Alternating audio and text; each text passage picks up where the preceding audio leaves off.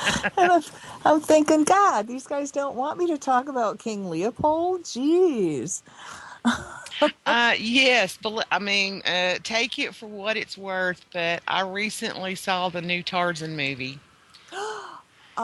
Yeah, and and that deals with when King Leopold was trying to take over the Congo.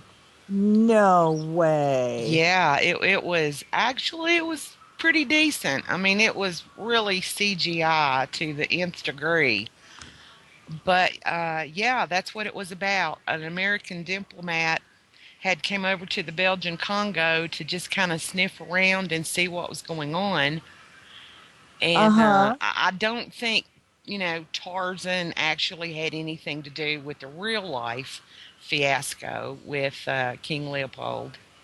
But I was like, wow, Kathy's been talking about this.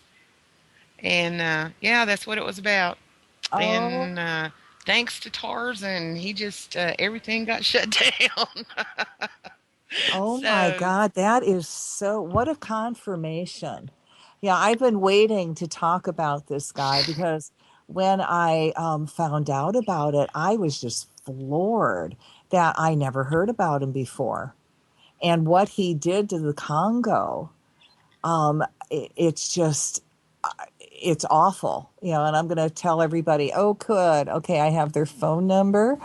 Um, it's really awful. And then to have a movie come out uh, now that you're yeah. confirming. It dealt with him sending his agents over there, and they were capturing a lot of the natives to work on the railroad, Uh-huh, that's what they did. and Oof. was, grabbing any mineral, jewel, anything like that. They were grabbing for themselves also. Oh, it was rape, pillage, and plunder. Wait Exactly. till I tell you the story. So I just sent you her phone number. Okay, let's see if it's on here anywhere. I'm checking my past Skype. I know the last time they were on, there was a conflict with the time. Uh-huh. Yep, there was. Which I really believe there might be now because she was really excited about coming on. They both were.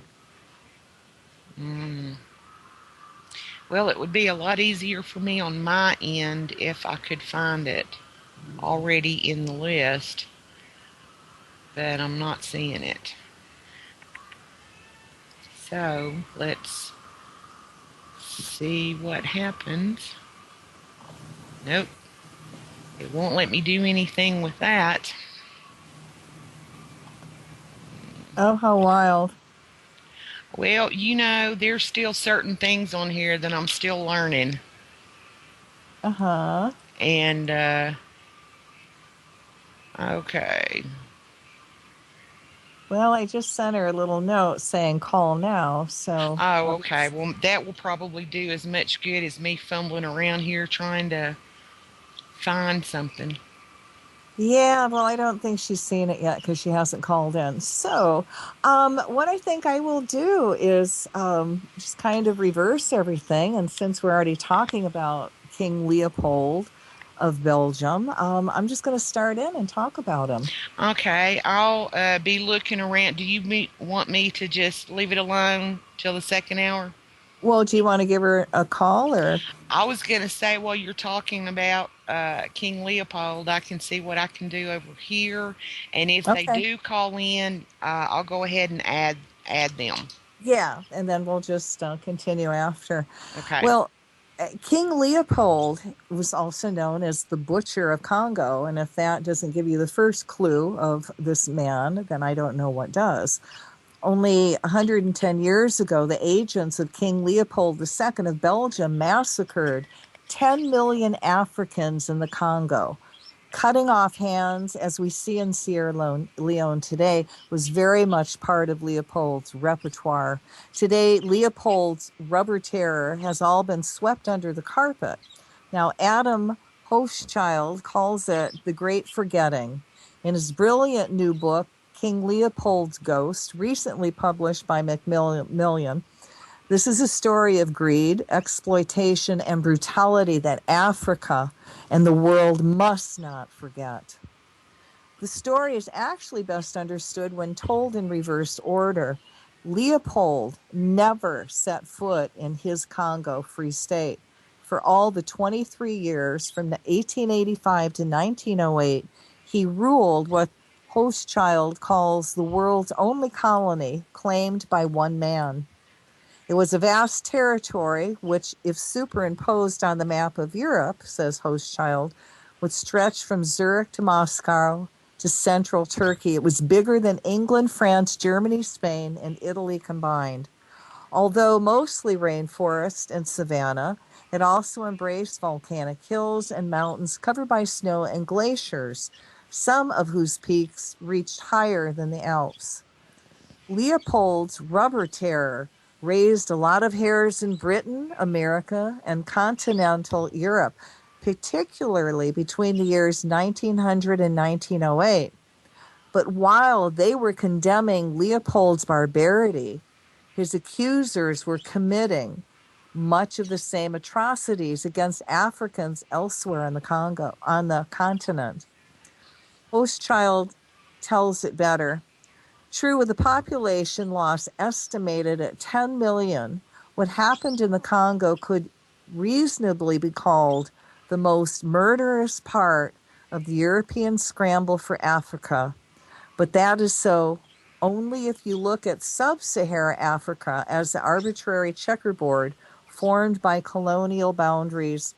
With a decade of Leopold's head start in the Congo, similar forced labor systems for extracting rubber were in place in the French territories, west and north of the Congo River in Portuguese-ruled Angola, and in the nearby Cameroon under the Germans.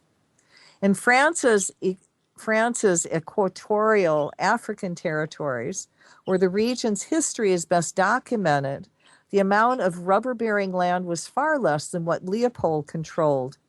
But the rape was just as brutal. Almost exploitable land was divided among concession companies, forced labor, hostages, slave chains, starving porters, burned villages, paramilitary company sentries, and the chicote were the order in the day. Now, the chicote was a vicious whip made out of raw, sun-dried hippopotamus hide, cut into long, sharp-edged corkscrew tip. It was applied to bare buttocks and left permanent scars. 20 strokes of it sent victims into unconsciousness, and 100 or more strokes were often fatal. And the chicote was freely used by both Leopold's men and the French. Thousands of refugees who had fled across the Congo River to escape Leopold's regime eventually fled back to escape the French in Congo-Brazzaville. The population loss in the rubber-rich equatorial rainforest owned by France is estimated, just as in Leopold's Congo, is roughly 50%.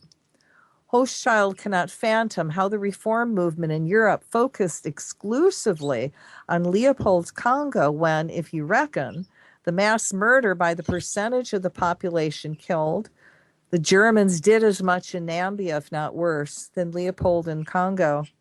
By these standards, Hochschild argues the toll was even worse among the Hereros in German Southwest Africa, today's Nambia. The killing there was masked by no smokescreen of talk about philanthropy, like Leopold did. It was genocide, pure and simple, starkly announced in advance. After losing much of their land to the Germans, the Hereros rebelled in 1904. In response, Germany sent in a heavily armed force under Lieutenant General Luther von Trotha, who issued an extermination order. Within the German boundaries, every Herero, whether found with or without a rifle, with or without cattle, shall be shot. Signed, the great general of the mighty Kaiser von Trotha. In case everything was not clear, an addendum specified, no male prisoners will be taken. By the time von Trotte's murderous hordes had finished their job in 1906, fewer than 20,000 of the 80,000 Heroes who lived in Nambia in 1903 remained.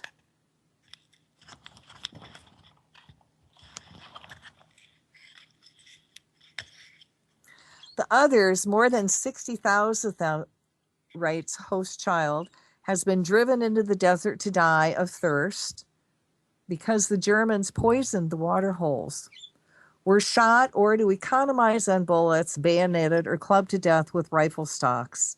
Hochschild tries to be fair here by pointing to what the Americans and the British were doing or had done elsewhere.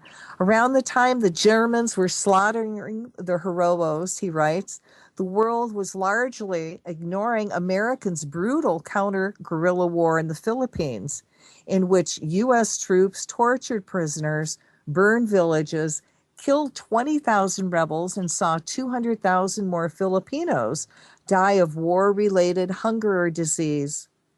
Britain, too, came in for no international criticism for its killing of the Aborigines in Australia.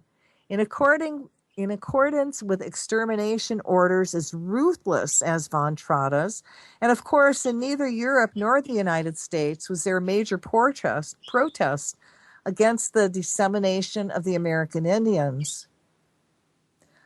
Hochschild then possesses the controversial question.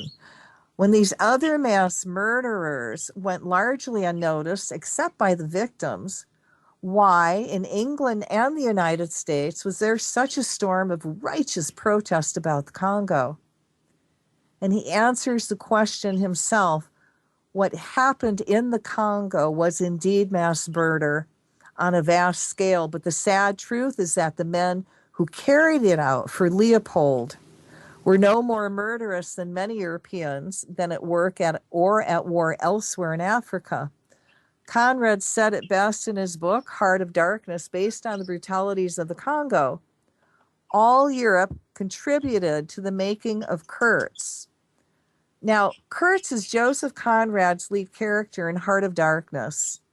He is both a murderous head collector and an intellectual and emissary of science and progress, a painter, a poet, and a journalist, and an author of a 17-page report to the International Society for the Suppression of Savage Customs, at the end of which he scrawls in a shaky hand, "Exterminate all the brutes." Hochschild believes that Kurtz was Leon Rom in real life. Now, Rom was born in Mons in Belgium, poorly educated. He joined the Belgian army age 16. 9 years later, age 25, in 1886, he found himself in the Congo in search of adventure. He became district commissioner at Matadi and later was put in charge of the African troops in Leopold's murderous force, public army in the Congo. Rom's brutality knew no bounds. It was such that even the white people working at them were shocked to their boots.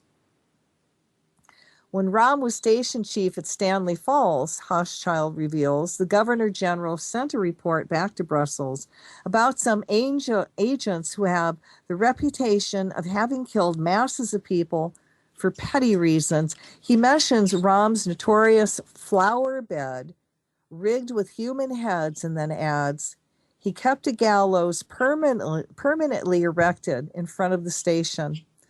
Conrad himself had gone to Congo in 1890 at the time Rom was committing his atrocities.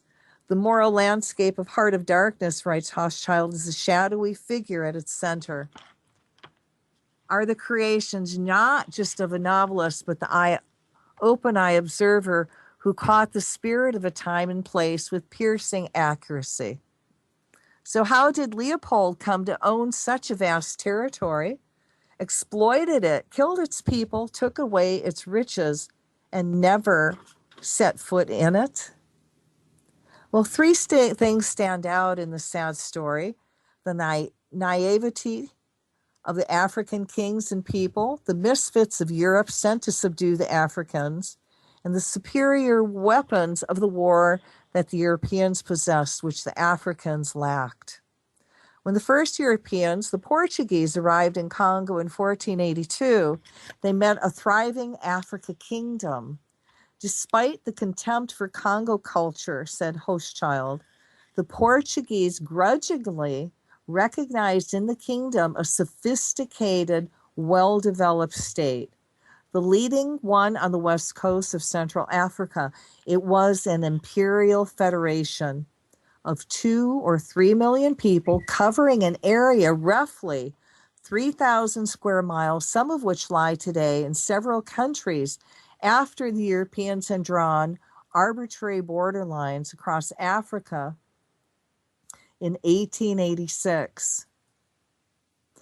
The great fascination of the Congo at that time was its mighty 3,000-mile river, variously called Lualaba, Zadi, or Zaire, by the people who lived on its bank. Zaire means the river that swallows all rivers because of its many tributaries. Just one tributary in Kasai carries as much water as Europe's longest river, the Volga, in Russia, and it is half as long as the Rhine. Another tributary in Ubangi is even longer. One Portuguese tongue, Zaire, became Zaire, which was adopted by Mobutu when he renamed the country in 1971.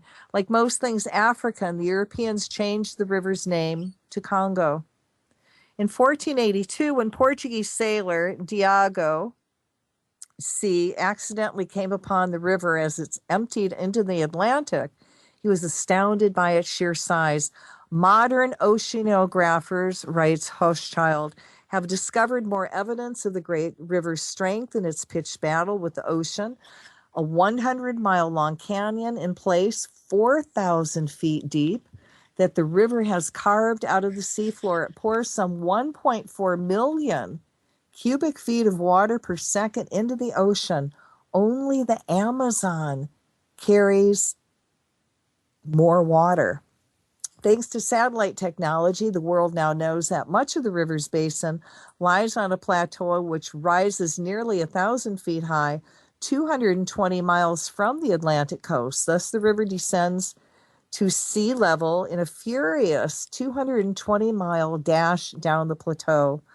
This is a cumulative descent, writes Hochschild. The river squeezes through narrow canyons, boils up in waves of 40 feet high, and tumbles over 32 separate cataracts. So great is the drop in the volume of water that these 220 miles have as much hydroelectric potential as all the lakes and rivers in the United States combined.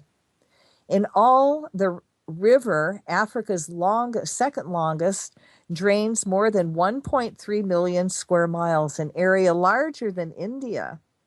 It is an estimated 1/6 of the world's hydroelectric potential. Its fan-shaped web of tributaries constitutes more than 7,000 miles of interconnecting waterways, a built-in transportation grid rivaled by few places on earth. Thus, Congo was a jewel any colonist would kill for. And the lot fell to Henry Morton Stanley to colonize it for King Leopold II. Now, you may have heard of, Stanley and Livingston. Where are you, Livingston? Well, Stanley was Welsh, but he passed himself around as an American. He had first stumbled on the river in his second trip to Africa. Because the river flowed north from this point, Stanley thought it was the Nile. Stanley's background tells a lot about the brutality he unleashed on the Africans he met on his journeys. He had been born a bastard in the small Welsh market town of Denbigh on 28th January 1841. His mother, Betsy Perry, a housemaid, had recorded him on the Beth Register of St. Hilary's Church in Denbigh as John Rollins' bastard. His father was believed to be a local drunkard called John Rollins, who died of delirium tremors, a severe psychotic condition occurring in some alcoholics.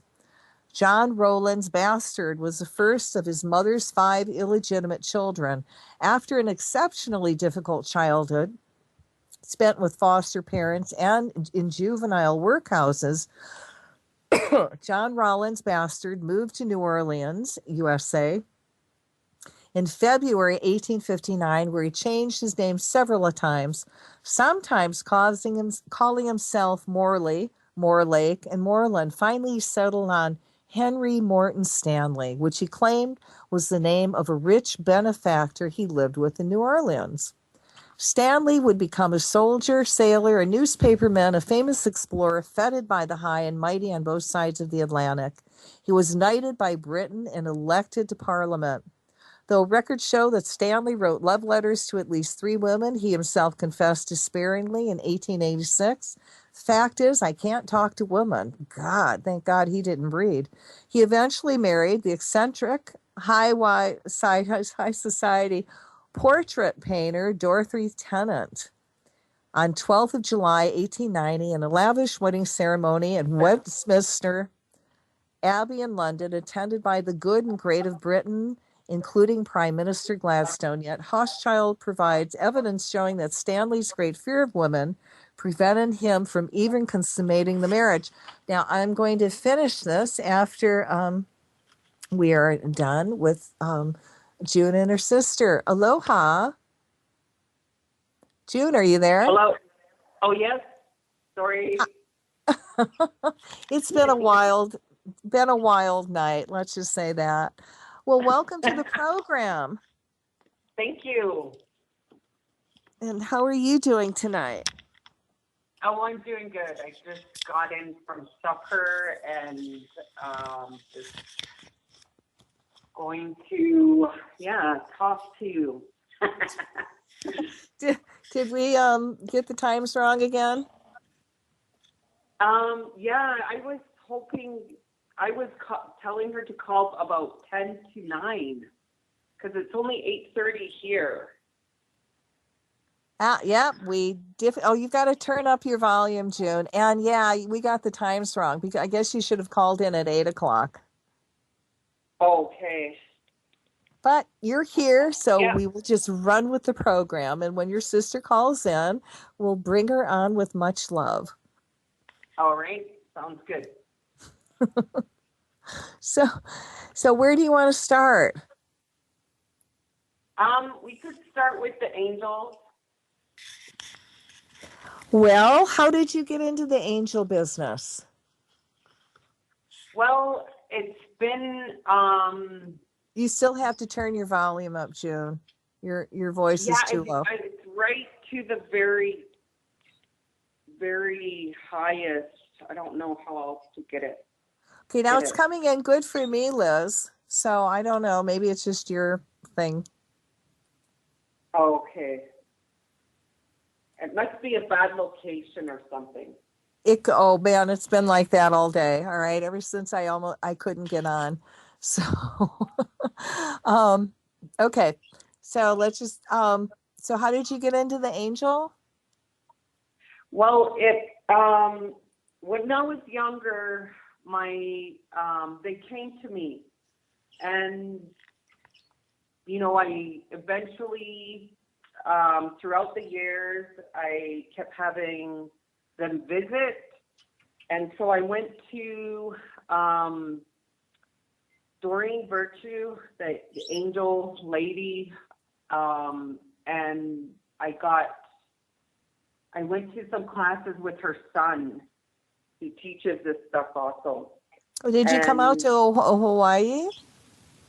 No, I didn't. I haven't had the chance to. She came inland, and me and my sister went, and we got our certification.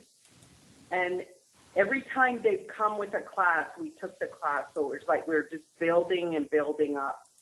And it really helped us, I guess, because we didn't know really how to, I guess, share it with everyone until we got schooled. Then we learned how to just expand on that with our experience and knowledge, and now we also teach that now. Well, did you find in the beginning people, thought you were flaky and way out there? No, never did. I never had people. They were always interested and always wanted to know more, and they always wanted to be a part of it. Curiosity. Oh, that's cool. Yeah. So we attracted like-minded individuals that, I guess the angels take care of you. Like, they don't just throw you under the bus and let you take all these kinds of hits, like people thinking we were flaky or whatever. No, I've never experienced that. Always experienced really kind individuals, because the angels soften those things for us. They put us in positions where we're going to help someone. We're going to be in a position to bring them into an area awareness and expand their mind. Uh-huh. Well, And how so do you know I'm sorry, go ahead. So when we're put in situations like that, and we're, at a fair or whatever it is, trade show, we're not forcing people to come. We're not forcing people to listen to us. They come on their own. They navigate themselves to us. They gravitate, and then in the curiosity, comes from that. They want to know more. They want to learn more. They want to learn about them. Well, how do we know when the angels are around? Well, the telltale signs is first, they give us messages every day. Like, how your thoughts are always asking, well, I want this or I need that, and you're just floating these thoughts out of your mind. Well, the angels answer them right away, but people just don't know the signs. So, like, let's say, oh, I want to go to a workshop. That's a thought that goes out, right? So the angels will guide my answer to me, which, for number one, angels are always around us. We have guardian angels. We have one or two guardian angels that stick with us throughout our lifetimes. But then we have other angels that come in at certain periods of what it is we're going through. But for sure we have two. One's loud and bold, and the other one is soft and soothing. And then the other angels are just helping us help us go through life experiences. So the telltale signs, one of the telltale signs is angel feather. So if you're walking along and an angel feather is in your path, that's a confirmation that the angels are around us. Other signs are like angel clouds, angel pictures. If you find coins, they're also signs from the angels. And if you see the number 4, 4, 4, or 444, that's also a sign that the angels are around us. Well, I know this might sound a dumb question, but when you say angel feathers, what are you talking about? Like white fluffy feathers, a chicken feather, a dove feather? Yeah, any bird feather, any feather that lands in your path. It could be white. It could be green. It could be blue. The colored feathers, however, are the archangels. So you know the difference between your own angel, which would be white, your own guardian angels, mostly the feathers are white. And then the other colored feathers are the different archangels. Wow, you got a graph on this? A what? A graph, a chart. Yeah. Oh, yeah. well, I could tell you the different colors, but that's going into a lot of signs. It's one of our classes, but I'll give you one, like let's say a pink feather fell in front of you. That's Archangel Jophiel, and she's the angel of beauty. So whenever you're going to get like new clothes, if you're going to get a new hairstyle, if you're going to get your makeup done or go to a spa, that's the archangel you would call on. She helps with showing you the way to what it is that you need to beautify yourself. And she's also the angel of like joy. She'll bring you or navigate you towards certain things like that have to do with joy and happiness and beauty. That's Archangel Jophiel. Her color is like a magenta pink.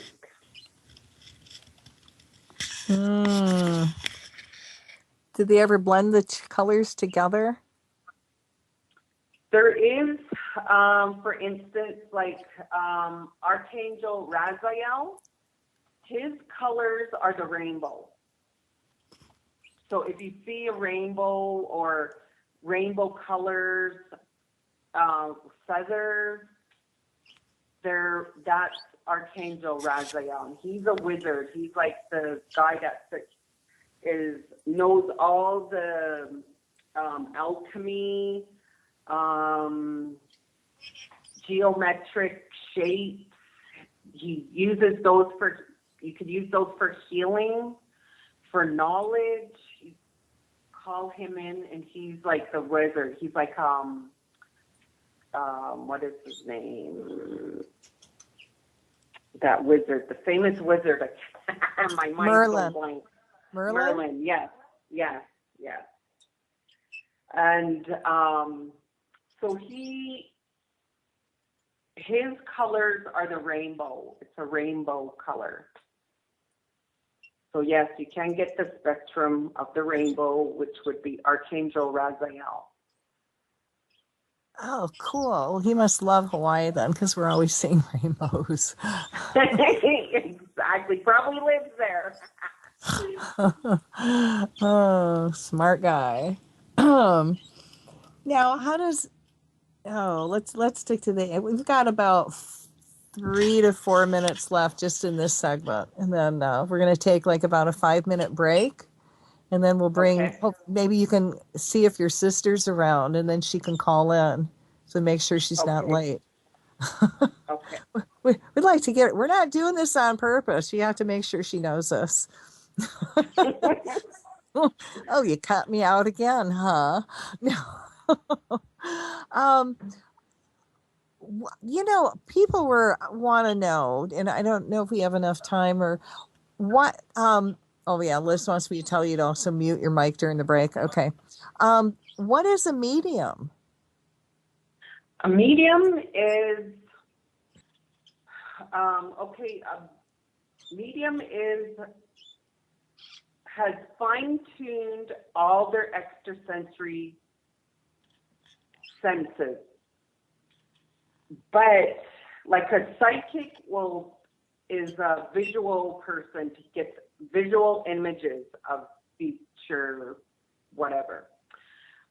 But a medium has fine-tuned their extrasensory perception and takes on the discarnate energy of a passed over loved one. So they take on the energy of that person so that they'll be able to give a message to their loved one. Well, how hard is it for you to pick up, people that are around other spirits? It's not hard at all. Do you see them?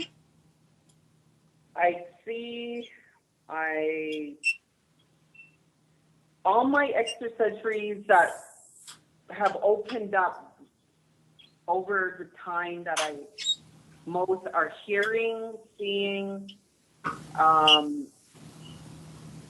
even taste. I've gotten their cravings. I've gotten, and colors.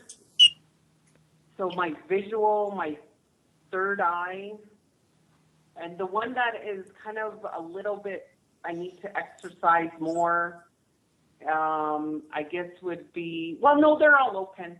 They're all good. It's So my hearing. Sometimes I can't hear them because they all talk at once. Now, do you and your sister, I know you work together, but do you ever do readings together? We do readings together all the time, or especially our medium readings, because we want to give people, because there's two of us, we want to give people that the most opportunity and the most message we could get. She'll see, like, for instance, there's an object in between both of us. So I'm seeing one side and she's seeing the other side. And we also connect in together to seeing the same vision. If one of us gets a vision, I could tune into that and give my perspective of that image or vision that's coming through. And so can she. If I get a visual, she could come in and sense it from a different point of view. Wow. And on that high note, we're going to go on breaks. So you don't go away, too. Just mute your mic and see if you can get your sister. We'll be right back, everybody. Okay.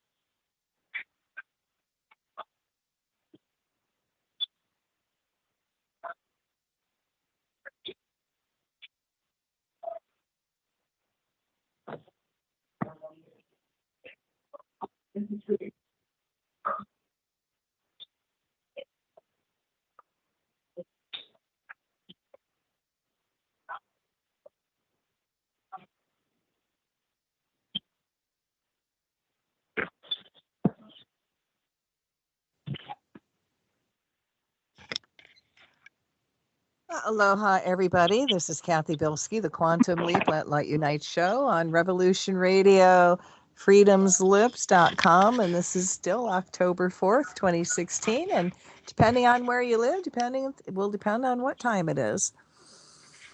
Revolution Radio is listener sponsored, and we really appreciate all those donations. Just go to their website, click on their donation button. Can't be any easier. Nobody gets paid for doing this job. It's all volunteer. So whatever you can contribute to help us stay on the air, we're very grateful. And, what goes around comes around. As you give, you also receive. And if you want to know more about me, you can find me on Facebook under Cathy Bilsky and Catherine Bilsky. And I've got my store on there, Cathy's Angel Light Crystals, Miracles, and Joy. I'm in Honoka'a, Hawaii, on the Big Island. It's really a good time to come out. Volcano's active, and I'm on the other side of the volcano. We're good. But the volcano's active. It's like one of those once-in-a-lifetime things you can see live, and it's really awesome to see the volcano flow. Another reason to come to the Big Island of Hawaii. And then I have the largest earth keeper. I have 1,000-pound smoky quartz celestial earth keeper that you can touch and hug. And if you come into my store, I do free pain and stress release with my angel light tools, curse removal, energy balancing, and of course shamanic soul retrieval. You can't make it to my store, you can go to my YouTube channels, and I got two. Subscribe to the Revolution Radio YouTube channel under Cathy Bilsky. And then you can also find me under Cathy Bilsky under YouTube, Quantum Leap. And I have a lot of shows there. The curse removal, the shamanic soul retrieval is there that you can listen to for free. Mailbox 4036 Okay. Isn't this a great show? Don't you love live on the air? Nothing is, messed with. It's all real. Okay. And again, you can find me through YouTube and LinkedIn. And I'm no longer a Twitter whore, so you won't find me on Twitter. And yeah. So let's get back to the show. June, I know you're still there, and I thought your sister called in and she may have hung up. Oh, I know that's what happened to me. It hung up as it was just beginning to ring, so maybe she'll call back in. I hope so. I'm looking forward to talking to her. You guys are quite a team, and you call yourselves the dynamic Gemini Sisters. Yeah, I gave us that name. We are also co-authors of a book. It's called 365 Days of Angel Prayers, and that's where I put that together for our profile. Well, do you have that book handy? Not me, but Treena does. Oh, now we need to get her on air. Well, it would be nice if she could, read what was for today. That would be very sweet. So, Yeah. Liz is going to try to get her back on. She tried calling twice, but there's no answer. Maybe that's her. Hello, Treena. Hi. Hello. Aloha. Aloha. How are you doing? Well, welcome to the show, Treena. I'm glad we finally got you on. Yeah. I'm beginning to think you're the quiet one, right? Yes. Well, we were just talking about the angel book you guys wrote. And I was asking your sister if she could read a passage from it for today, the angel of the day. And she said you had the book. I do, but I don't have it on. Well, while she's looking for the book, what is a faeryologist? Okay, fairies. Well, fairyology is learning about the fairies, the elemental kingdom, where there's different types of fairies and there's different types of beings that are in the elemental kingdom. And so when you're learning about the fairies, you get attuned to certain realms and the energy of that realm. And so we've been gifted also with being able to communicate with the fairies. Well, do they communicate through touch too and feel? Yes, they do. They present themselves when you're open. Uh-huh. And a lot of people they don't have that openness. So it would be hard for them to communicate with them. Well, I would think that it's really rough for these little guys now because, there's not a lot of natural wild left. And, I've been taught that if you make a garden that you need to leave a little corner of it for the elemental kingdom to come to. Yeah. And that's your way of giving back to them. And then they help your garden grow and flourish with lots of, nutrients, other like bugs and stuff to come and help your garden grow, whatever kind of garden it is. Well, do you say anything or actually, invoke them to come in, or just say, hey Yes. guys, come on in? Yeah, you could say as simple as that. And in turn, they will, they have egos. So they want something in return. If you're asking them for help, they want you to do something for them. Quid pro quo. It could be like picking up garbage. It could be helping, like donating money to environmental cause, or to children's programs as well, because they're really closely connected to the children, and a lot of them the children can see the elementals. And so these are their favorite kinds of, like if you're going to ask them for something, then they will in turn tell you to do something for them. So it could be a number of those things, but it has to do with environment, children, pets, animals, or like anything in those fields. They will ask you to do something in return. Yeah, but and then they'll grant you your wish, kind of thing. How would you know, though? Well, they'll give you an intuitive feeling.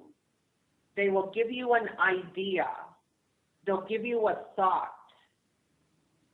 That's how they communicate with us, because we human beings are closed-minded, and when you're open, you'll see them. But so many of us are closed off because of our own judgments and our own experiences. So a lot of us will close off that third eye, and they won't. That's why you're not able to just go see them. Well, that makes sense. A lot of people are really disconnected from nature. And I find for myself, the more that I work with nature and cutting nature free from all those dark magicians that try to get nature to misuse itself, the more they want to work with me. And the more, like when I ask them again to calm down, or, to, get rid of rain, or, like a tsunami, to calm it down, they're just so happy that somebody's asking them to participate in that way that normally they do it. But again, you're asking them not to do things that aren't going to hurt or harm anybody. Exactly. They won't do things like that. If you ask for, something that's not within their purpose, it won't be granted. The wishes won't be granted.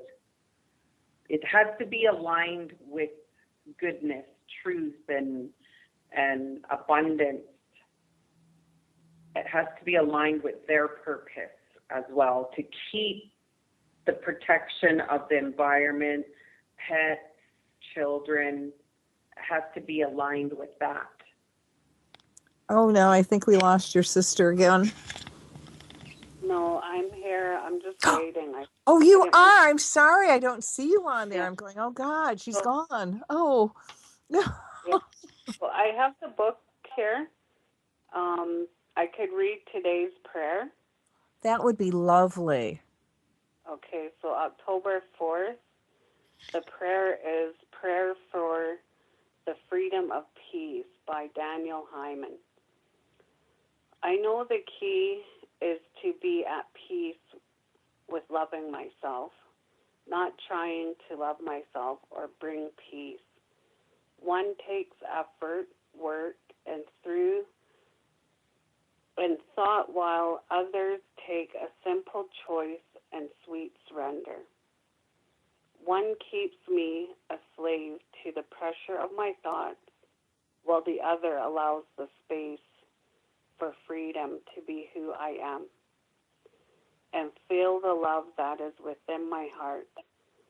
The time is now to let go of my fear so I can awaken and follow my heart. I pray for the freedom of peace. I pray to the angelic rays for the peace of love, self-love. I release my fears to the angels. I awaken and follow my heart. That was for today. That was beautiful. Can I ask you, can you read one for November 15th? I think that's our election day. I would really like to hear it. Okay, sure. So November 15th. And then I also have the prayer that June and I wrote, so I could also say that as well. Oh, please do. Okay, so November 15th, Angel Prayer for Healing by Michelle Milady. Angels of the realm of holy love and vibrant light, I call upon your presence to aid me in my healing now. I ask that a powerful surge of emerald green light, healing energy, fill my being at this moment, cleansing and purifying every organ, muscle, joint, tissue, and cell of my body, restoring me to full well-being. With my heart open to God's rejuvenating love, I accept my healing. Give me the faith to know in my core that the power of God sustains and blesses me with perfect health. Darling angels, in my prayer each day, guide me to contemplate the life of spirit within. Help me to affirm that I am a certain creation of spirit and every renewing expression of divine love. I am health and wholeness, and my body continues to respond with life and vitality. Please assist me to use the power of my mind to visualize myself as a vibrant, walking, talking phenomenon of God's light. Thank you for supporting my ability to heal and for leading me to peace of mind, a transformed sense of calm and strengthened spirit, and so it is. Amen. So it is. That was beautiful. Yeah, and just because it was for November 15th doesn't mean that it doesn't apply to today either. And you know what it reminds me of, ladies? The kind of book that if you're having, if you have a question that you want answered, or if you're really troubled, that all you have to do is just open the book up, and wherever, page it falls on to get your answer. Yes, it's used as an oracle as well. Yeah. That's said so much better.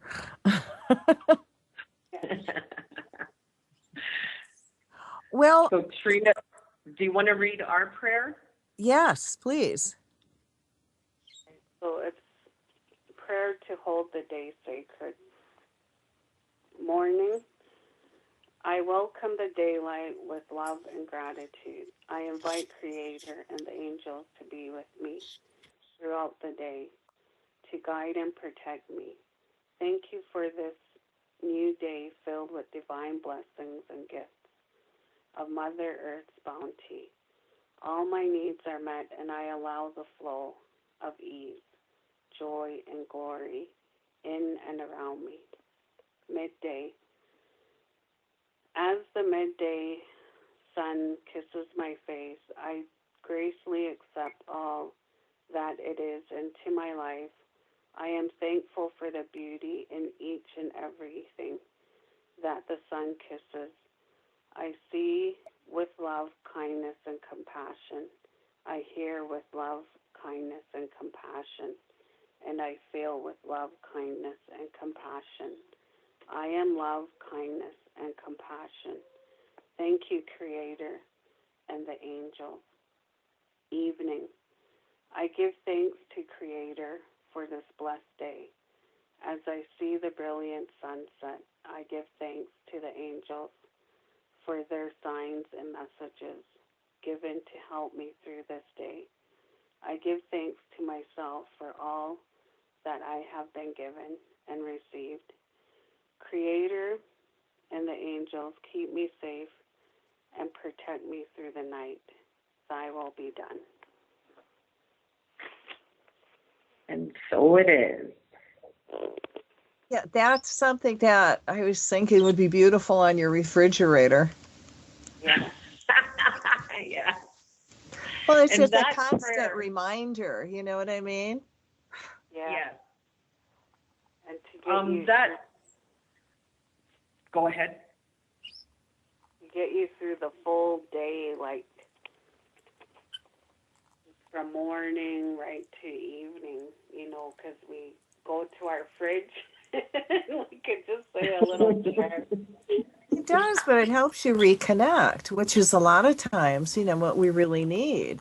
And, you know, you do that and you get back in prayer and it's like, And that prayer actually was for, if you go on Amazon.com and order the book, that our prayer is the one that you read. What do you mean that you read? Like they give you a sample. Amazon. I'm sorry, I'm thinking, well, what else would we do but read? God, who is with me today? They are just... So me and Treena's prayer is actually the one that they've been using to sell the book. Well, it's a good one. Yeah. Give them a good pick. It's beautiful, you know, and the book just sounds lovely. And to be able to reconnect with your angels every single day, I think is so important. Yes, it's a constant reminder to invite them into your life every day. Utilize them. That's why they're there. They're actually here to help mankind. They're here for our purposes. They're here for us. Well, you guys also do a lot of... Do you do astrology? No, we don't do astrology. I have friends that do astrology, and I just use their words to tell everybody. Okay, I was just okay. Well, what's happening in October that we can watch in this month?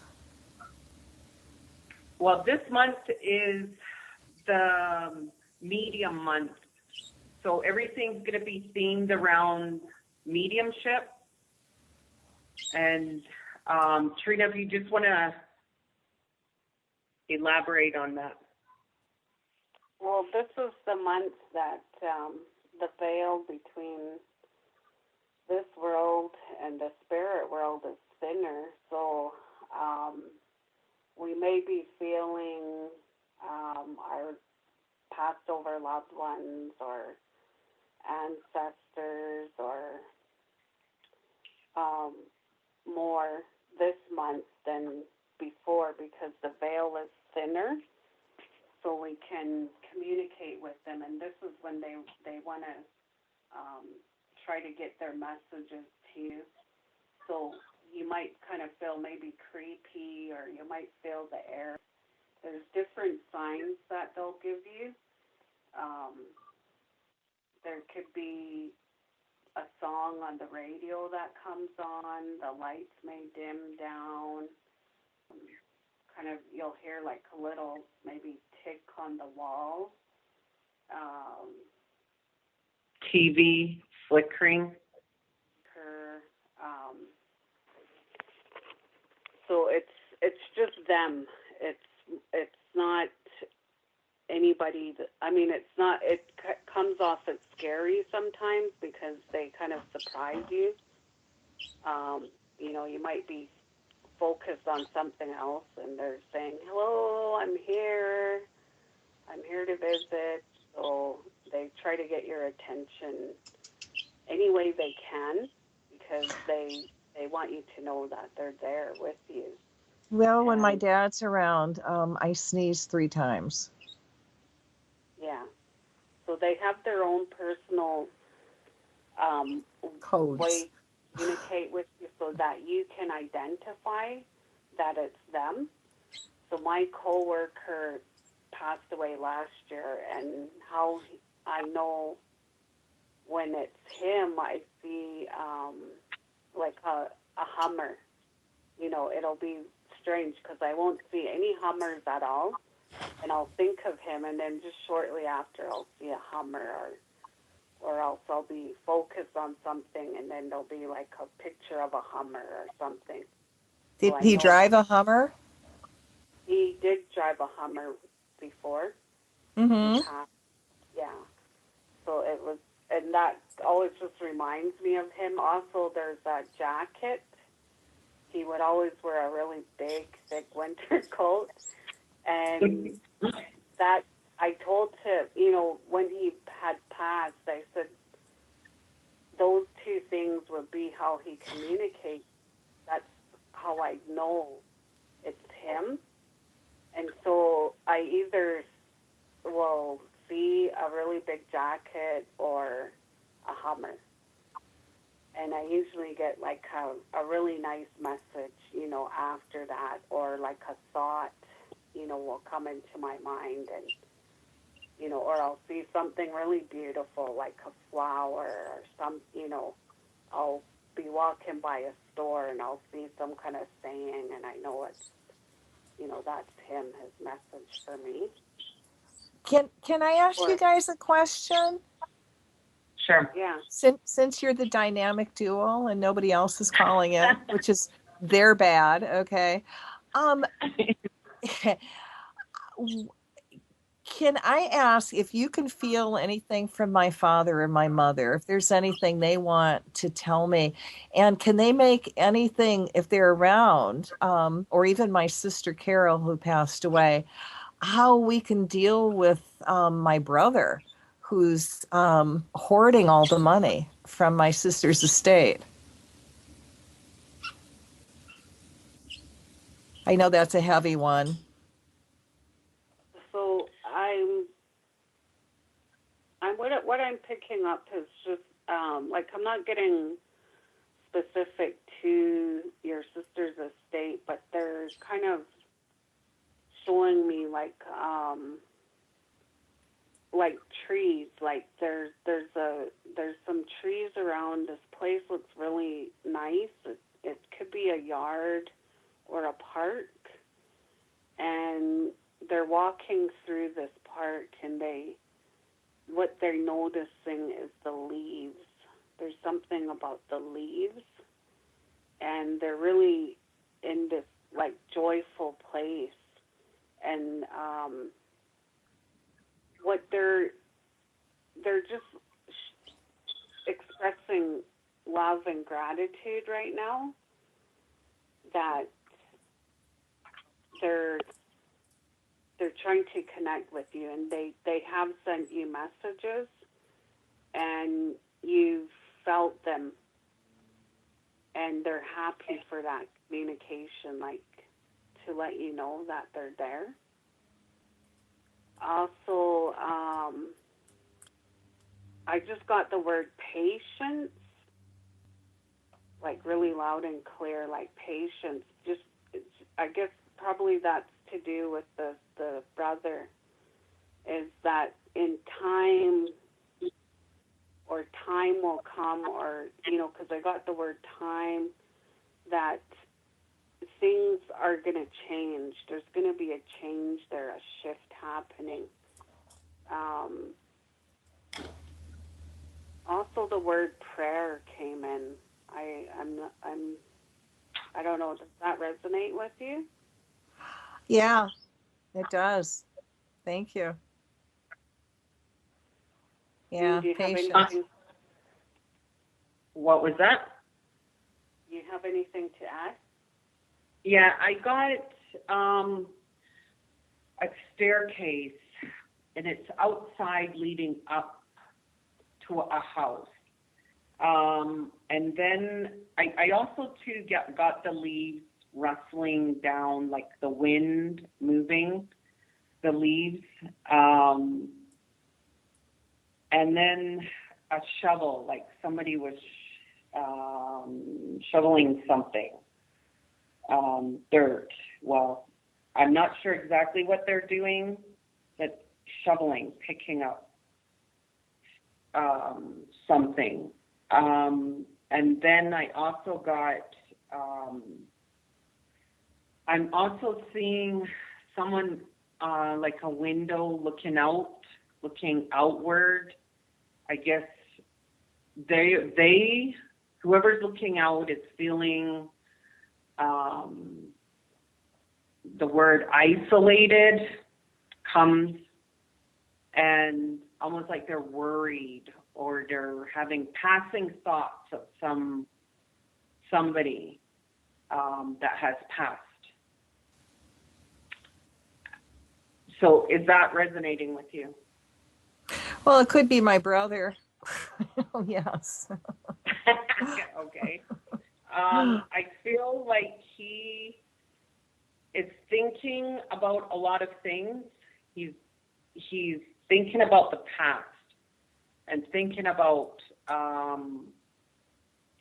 like, and I don't get anything real, I guess, mischievous or anything like that, but he's pondering the past, like his memories. He's thinking about like things that he could do. I guess I'm almost in making things right. Like I feel like he's coming into those kind of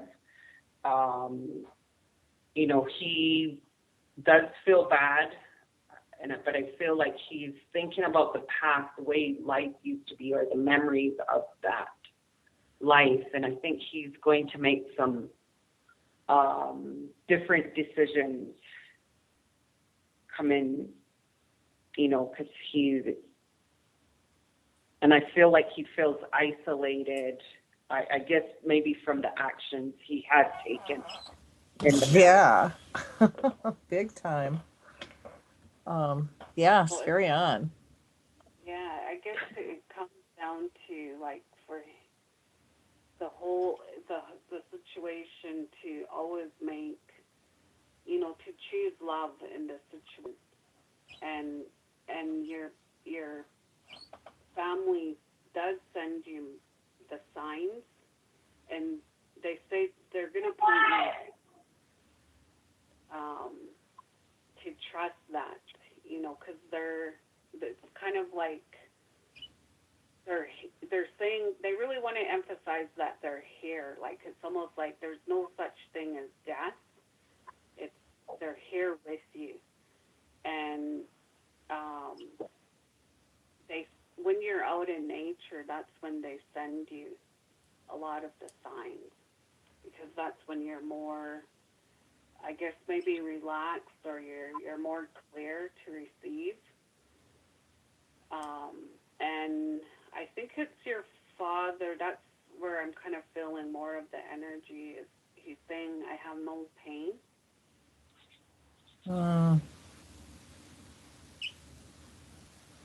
Somebody's saying that I have no pain. It could be my sister, actually. When she died, she went, it was a lot of pain. Her whole body shut down at the end. Well, she's saying I have no pain. And then just the colors, like the colors yellow, like kind of fall colors, like the orange, kind of bright red.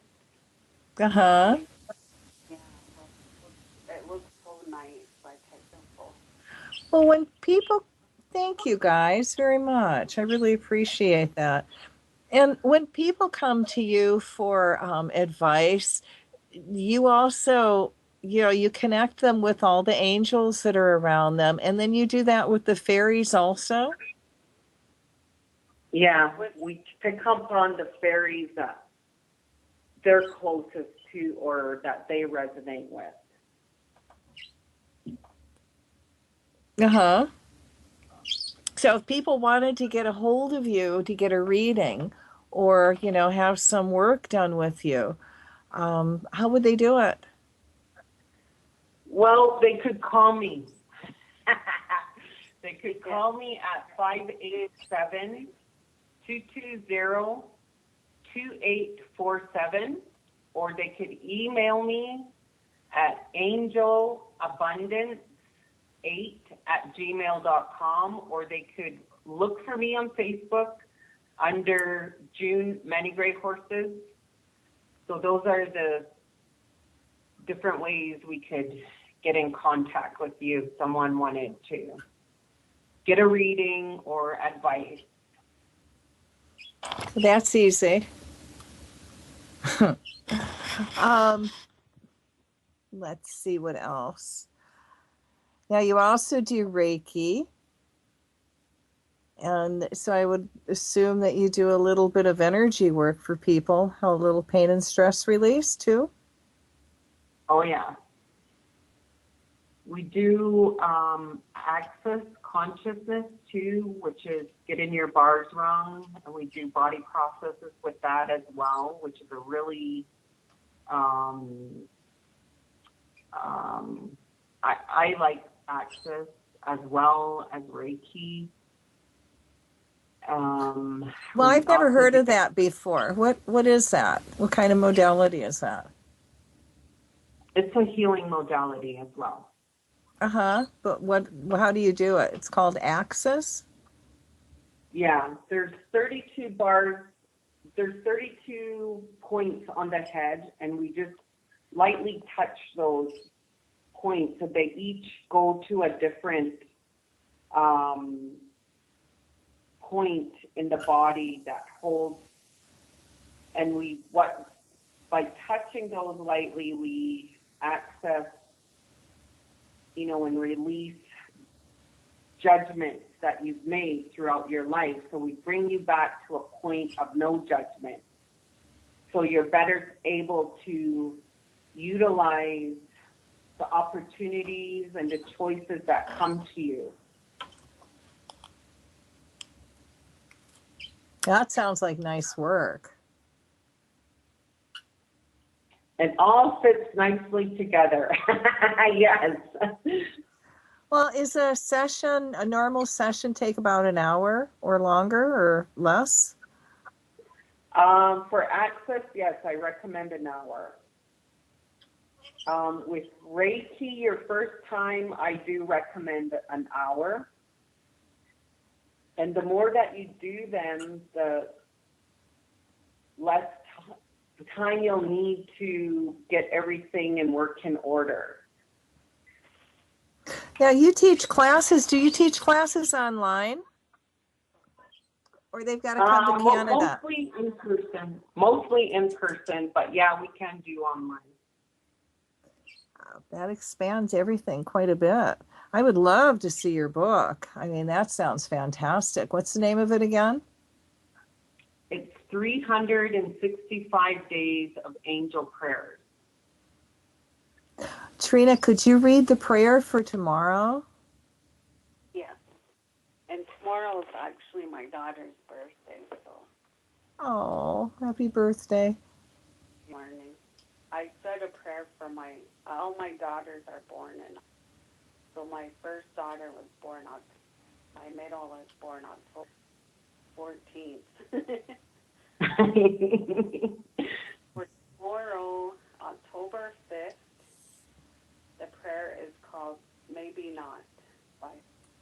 I had a dream, maybe traveled far away. Maybe I went to a land I have never seen not. I walked down marble hallways. I ran around crystal buildings, but maybe not. I played with dolphins, and I laugh with those from long ago. I say, I awoke, may not. What is...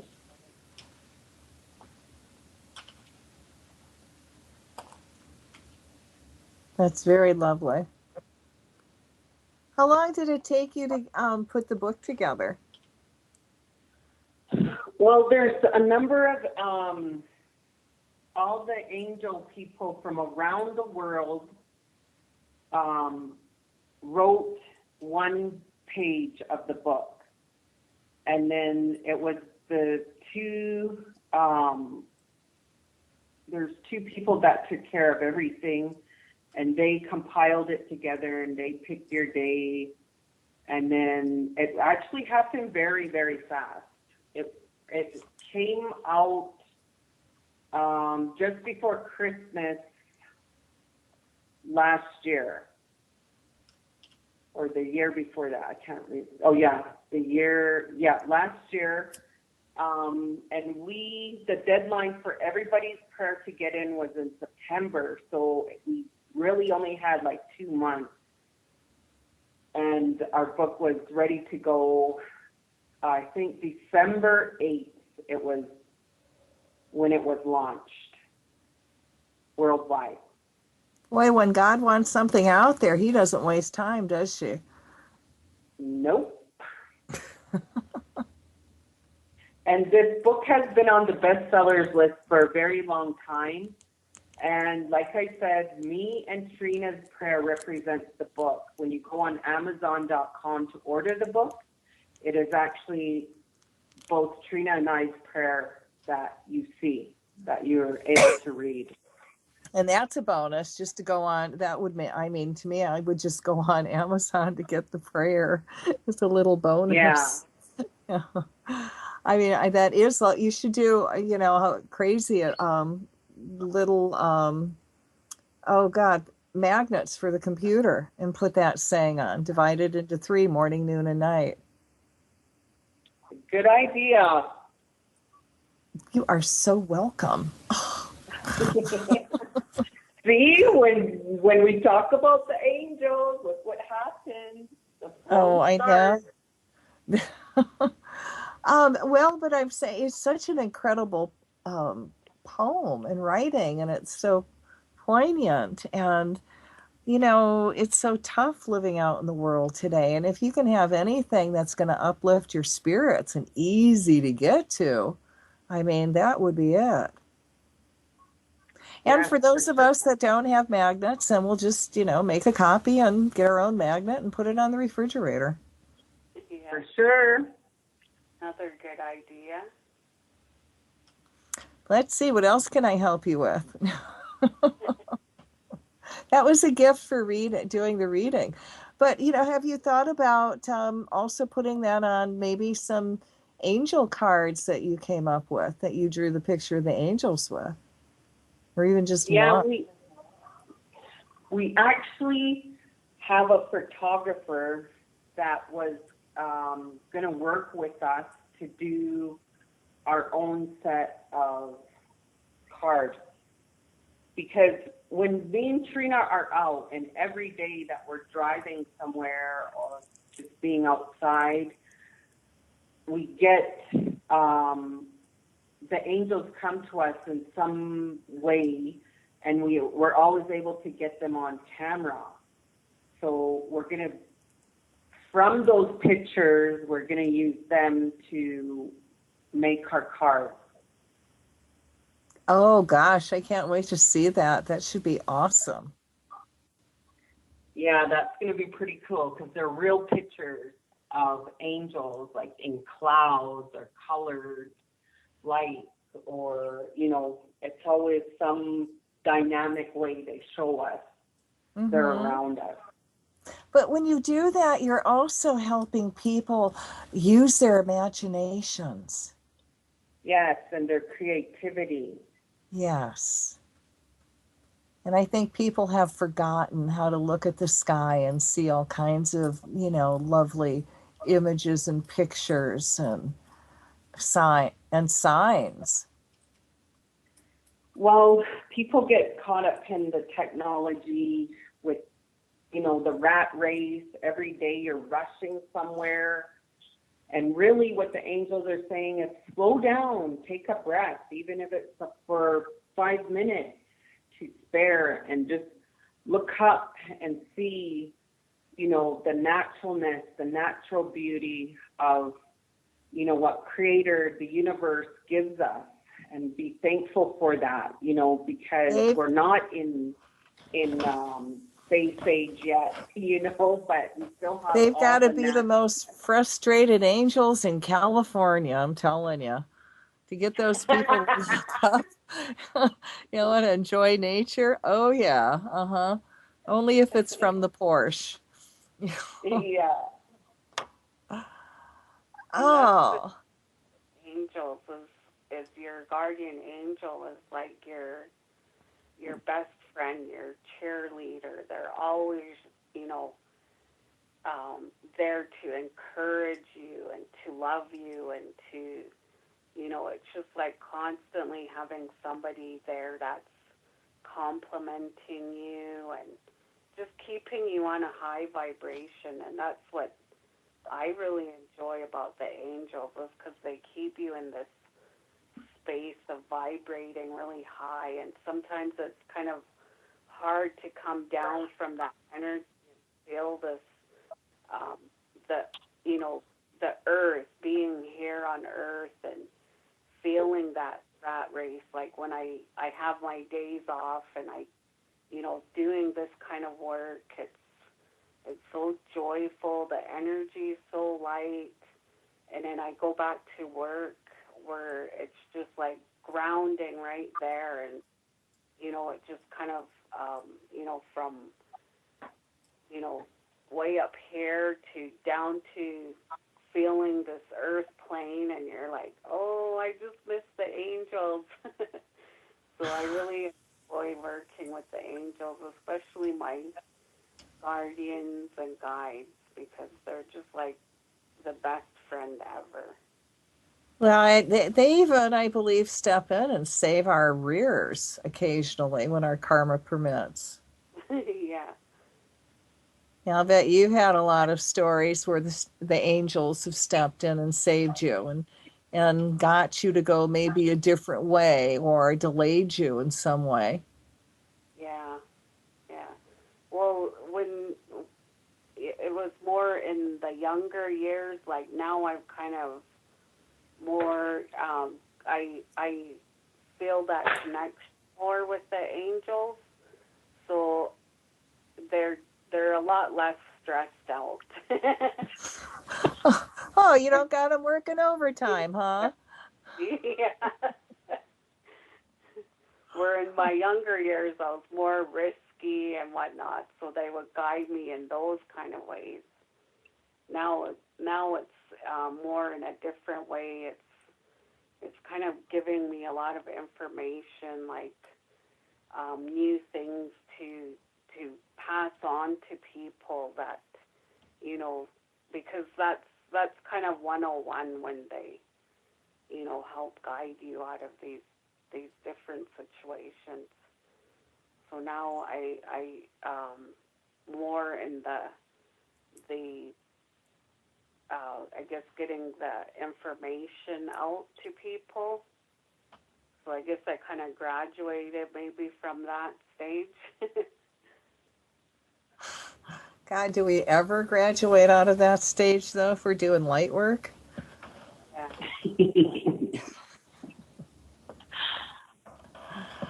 I am Transformation from people.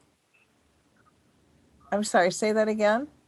It's neat to see the people, you know, transform from, you know, being in that where the guardian angel's always saving them to when they become enlightened and they're connecting with their guardian angel, and then to where they're, you know, getting information, you know, where they're getting to pass it on, be more in the teacher role.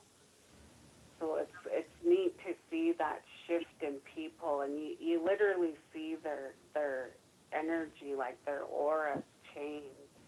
You color. And Now, can I ask you, do you think the angels, whatever color ray you're on would be the color of that angel that's around you? yeah, sometimes it's that way. Like they'll put their color around you.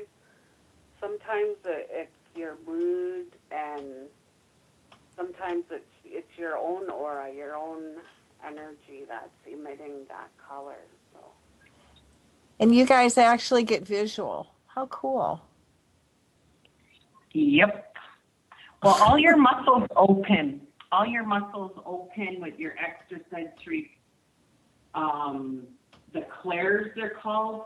So when you start learning, when you start becoming aware, then those muscles start opening up. And the more you use them, the more they open up. And, soon you don't even have to feel stressed about, oh my God, what was that? Or, you get messages, and sometimes they're so fast and so, quick that you're not, you get worried if you miss something.